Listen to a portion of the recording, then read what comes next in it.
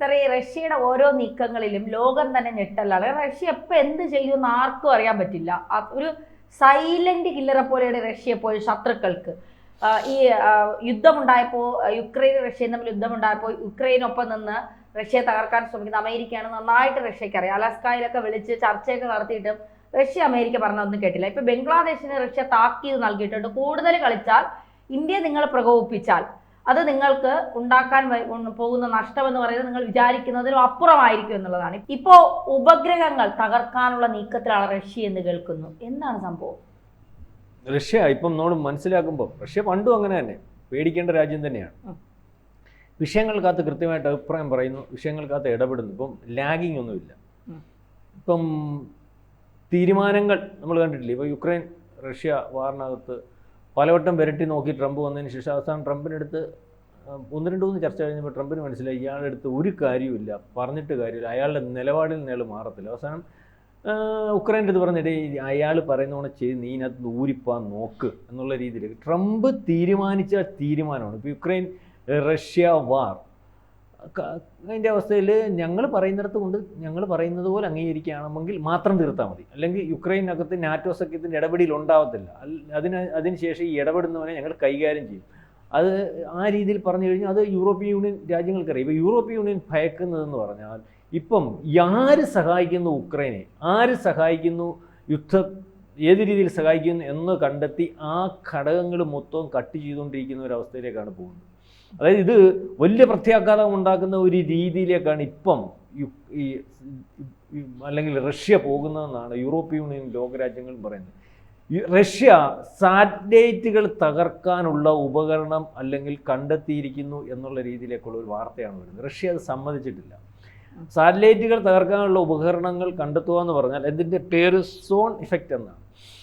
ഇത് അദ്ദേഹം പറയുന്നത് ഉക്രൈനെ ഇപ്പം സഹായിക്കുന്നത് അല്ലെങ്കിൽ യുദ്ധത്തിന് സഹായിക്കുന്നത്, ശത്രുവിൻ്റെ രഹസ്യ കേന്ദ്രങ്ങൾ കണ്ടെത്തുന്നതിന് സഹായിക്കുന്നത് ഉപഗ്രഹ ചിത്രങ്ങളാണ് അല്ലെങ്കിൽ ആ ഉപഗ്രഹങ്ങളാണ്. ആ ഉപഗ്രഹങ്ങളെന്ന് പറയുമ്പോൾ മസ്കിൻ്റെ ഈ ഇതുണ്ടല്ലോ സ്റ്റാർലിങ്ക് ഉപഗ്രഹങ്ങളാണ് അത് തകർക്കാൻ പുള്ളി തീരുമാനിച്ചിരിക്കുന്നു എന്നുള്ളത്. മസ്കിൻ്റെ സ്റ്റാർലിങ്ക് ഉപഗ്രഹങ്ങളെന്ന് പറഞ്ഞാൽ അറിയാമല്ലോ, ഇവിടുന്ന് 600 കിലോമീറ്റർ ദൂരത്തിൽ ഇന്ത്യ സഞ്ചരിച്ചുകൊണ്ടിരിക്കുന്നു. ലോകത്ത് പല ഘടകങ്ങളും അല്ലെങ്കിൽ അത്തരത്തിലുള്ളൊരു വലിയ ബിസിനസ്സുകാരനാണ്, ലോകത്തിൻ്റെ നമ്പർ ബിസിനസ്സുകാരനാണ്. ഇപ്പോൾ ട്രോണല്ല ട്രംപുമായിട്ട് ചാലും പ്രശ്നങ്ങളുണ്ടെങ്കിൽ അമേരിക്കയുടെ പ്രധാനപ്പെട്ട അല്ലെങ്കിൽ അമേരിക്കയ്ക്ക് നാസ ഉൾപ്പെടെയുള്ളതിനകത്ത് ഇദ്ദേഹത്തെ ഒഴിവാക്കി കാര്യങ്ങൾ ചെയ്യാൻ പറ്റാത്ത രീതിയിലേക്ക് വലിയൊരു കക്ഷിയാണ്, വലിയ ബുദ്ധികേന്ദ്രമാണ്. അപ്പം അത് തകർക്കുന്നതിന് വേണ്ടി തീരുമാനിച്ചു. ഇത് കണ്ടെത്താൻ പറ്റത്തില്ലെന്നാണ് പറയുന്നത്.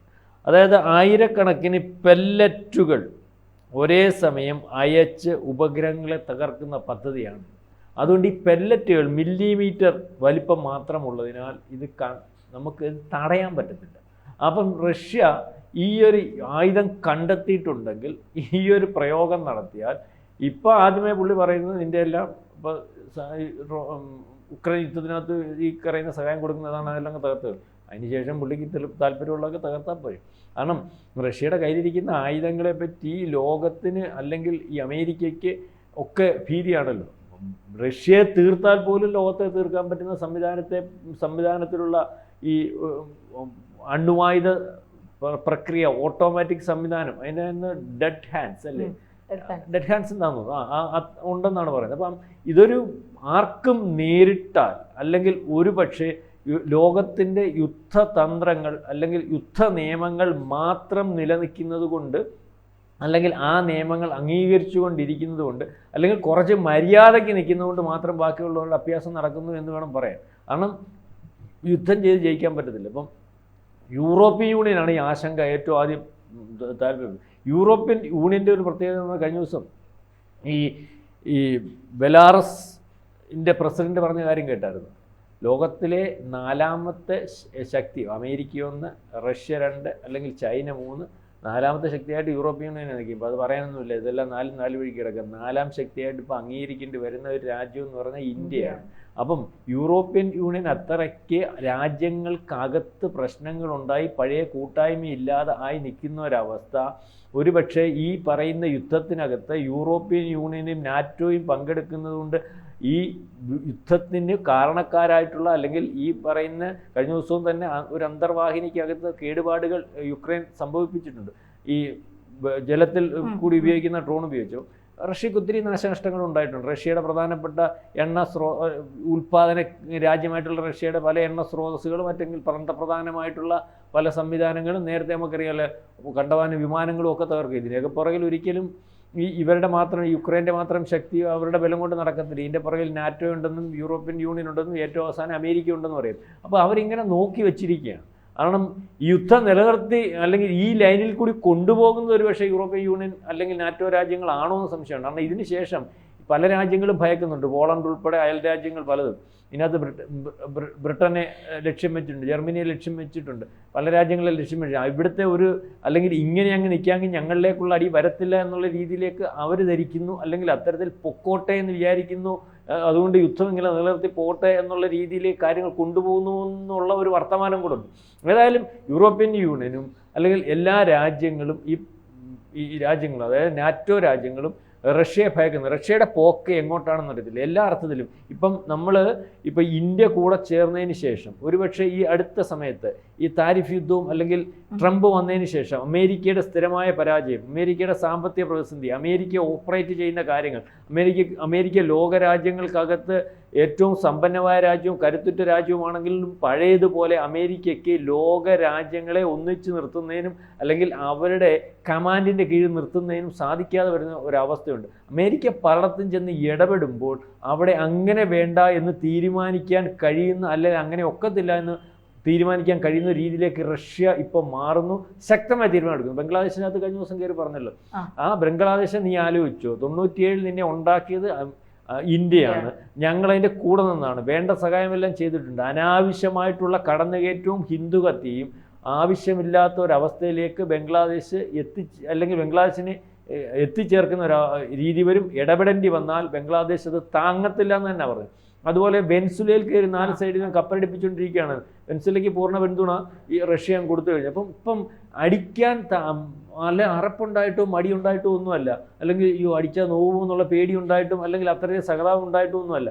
ലോകത്തിലെ ഏറ്റവും വലിയ എണ്ണ ഒരു സംഭരണം അല്ലെങ്കിൽ അത്തരത്തിലുള്ള അത് കൈക്കലാക്കാൻ വേണ്ടി അമേരിക്ക ശ്രമിക്കുക. അപ്പോൾ അടിച്ചാൽ റഷ്യ ഇടപെട്ട് ഇരിക്കുന്നതുകൊണ്ട് അമേരിക്കയ്ക്ക് അതിൻ്റെ ബുദ്ധിമുട്ടുണ്ടാകും, അല്ലെങ്കിൽ ഒരടിക്ക് തിരിച്ചു പോകുന്ന ഒരവസ്ഥ ഉണ്ടാകത്തില്ല. മാത്രമല്ല വെൻസിലേക്ക് കയറി അടിച്ചിട്ട് അങ്ങനെ അങ്ങ് വലിയ രാജ്യം അല്ലെങ്കിൽ ഒതുക്കിയിട്ട് പോരാമെന്ന് പറഞ്ഞാൽ തീരത്തില്ല. ബംഗ്ലാദേശിൽ പണ്ട് കിടന്ന ബംഗ്ലാദേശിലല്ല, നമ്മുടെ അഫ്ഗാനിസ്ഥാനിൽ കിടന്ന് അനുഭവിച്ചു കണ്ടില്ല, അവർ മാറത്തില്ല അത്തരത്തിലുള്ളൊരു ജനത. അപ്പോൾ അതിൻ്റെ കൂടെ ഈ പിന്തുണയുണ്ട്, ചൈനയുടെ പിന്തുണയുണ്ട്, ഇറാൻ്റെ പിന്തുണയുണ്ട്, ഈ റഷ്യയുടെ പിന്തുണയുണ്ട്.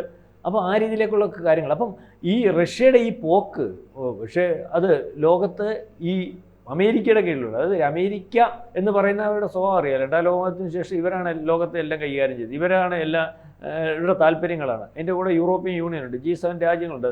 അതായത് സായിപ്പന്മാരുടെ രാജ്യം എന്നൊക്കെ വേണ്ടി പറയേണ്ടി വരും. അവരുടെ താല്പര്യവും അവരുടെ രീതികളും സമ്പത്ത് മൊത്തം അവർക്കും ആയുധബലം മൊത്തം അവർക്കും ലോകം മൊത്തം അവരുടെ കീഴിലും ആ രീതിയിൽ നിന്ന് വ്യത്യസ്തമായിട്ടുള്ള ഒരു രീതിയിലേക്ക് കാര്യങ്ങൾ പോകുന്നു. അതായത് അവർ പറഞ്ഞാൽ കേൾക്കേണ്ട ഒരു കാര്യമില്ല. ലോകക്രമം ഒരു പക്ഷേ അവരുടെ മാത്രമായിരുന്നിടത്ത് അതിപ്പം 2ആയി തിരിഞ്ഞിരിക്കുന്നു. ഒരുപക്ഷെ 2ൽ കൂടുതലായി തിരിയാനുള്ള സാധ്യതയും വരുന്നു. ഇപ്പോൾ G7 GCC രാജ്യങ്ങളും ഇത് കണ്ട് വ്യത്യസ്തമായിട്ട് നിലപാടെടുക്കുന്നുണ്ട്. പൂർണ്ണമായിട്ടല്ലെങ്കിലും അവർക്ക് പൂർണ്ണമായിട്ട് പറ്റുന്ന ഒരവസ്ഥയില്ല. കാരണം അമേരിക്കൻ മേൽക്കോയ്മ അല്ലെങ്കിൽ അമേരിക്കയുടെ അടിച്ചമർത്തൽ, അമേരിക്ക ഇറങ്ങി നിൽക്കുന്ന ഒരവസ്ഥ GCC രാജ്യങ്ങൾ, കാരണം എല്ലാം നടത്തുന്നത് അവരാണ്. അല്ലെങ്കിൽ ഈ രാജ്യങ്ങൾക്കൊന്നും വേണ്ട സൈനിക ബലമില്ലാത്തൊരവസ്ഥയുണ്ട്. അപ്പോൾ ആ രീതിയിലേക്ക് കാര്യങ്ങൾ പോകുന്നു. ഏതായാലും റഷ്യയുടെ ഈ നീക്കം, അതായത് ഈ സാറ്റലൈറ്റുകളെ തകർക്കാനുള്ളൊരു നീക്കം അമേരിക്ക പോലെയുള്ള രാജ്യത്തെയും യൂറോപ്യൻ രാജ്യങ്ങളെയും ലോകത്തെയും തന്നെ ഞെട്ടിച്ചിരിക്കുന്ന ഒരു സംഭവമാണ്. ഇത് ദൂരവ്യാപകമായ വലിയ പ്രത്യാഘാതം ഉണ്ടാക്കാൻ സാധ്യതയുണ്ട്. മാത്രമല്ല ഇത്തരത്തിലുള്ളൊരു നീക്കം കണ്ടുപിടിക്കാൻ സാധിക്കുന്ന ഒരവസ്ഥയില്ല. ആ ആയുധം കണ്ടുപിടിച്ചിരിക്കുന്നു എന്നാണ് രഹസ്യാന്വേഷണ വിഭാഗത്തിൻ്റെ റിപ്പോർട്ട്.